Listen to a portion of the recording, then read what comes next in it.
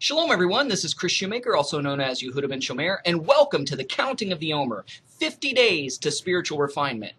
Today is day 12 of the Omer, which makes 1 week and 5 days of the Omer. So the theme for the week is Gevurah, severity and strength, and the theme for the day is hold, glory. So the overall theme is the glory of his severity and strength. So the traditional psalm that we'll be reading a bit later is Psalm 119, verses 89 through 96.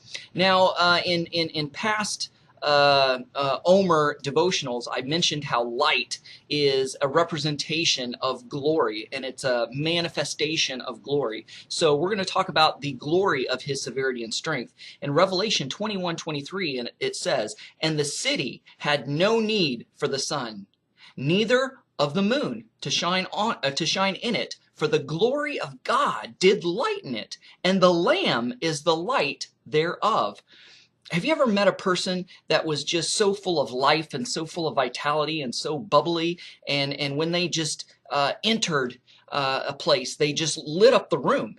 Or have you ever met someone who just got saved, who just asked God to forgive them of their sins and repented of their sins and asked Yeshua to come into their heart? They literally glow. Their faces light up. You know, and when Moshe was on the mountain receiving the Torah, receiving the law for 40 days and nights, he came down and his face glowed. It was glowing. It shone. So much so they had put a veil over his face, and because people were afraid. And so whenever we spend time with God, whenever we're in proximity with God and having a deep and intimate personal relationship with God, that, you know, the light, the glory of God is absorbed by us and therefore reflected back out to the world, so that when people see us, they see the glory of God, because spending time in God's presence changes us and transforms us more into the image of his son Yeshua. So let's go ahead and read the traditional psalm for today. And it says, "Forever, Adonai, your word stands firm in the heavens. Your faithfulness endures from generation to generation.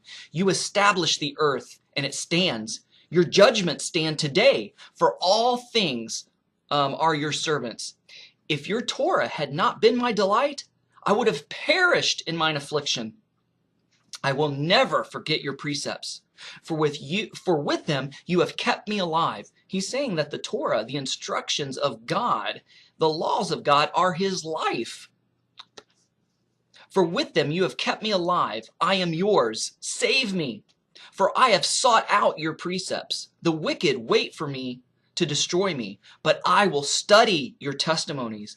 I have seen a limit to all perfection. Yet your commandments, your mitzvot, are boundless."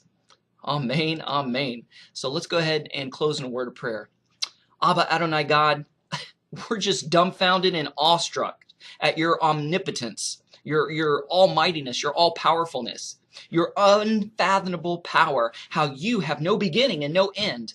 All we can do is praise you and bask in the strength of your glory. In Yeshua's name we pray, amen. Thanks for watching. Shalom and Shavua Tov.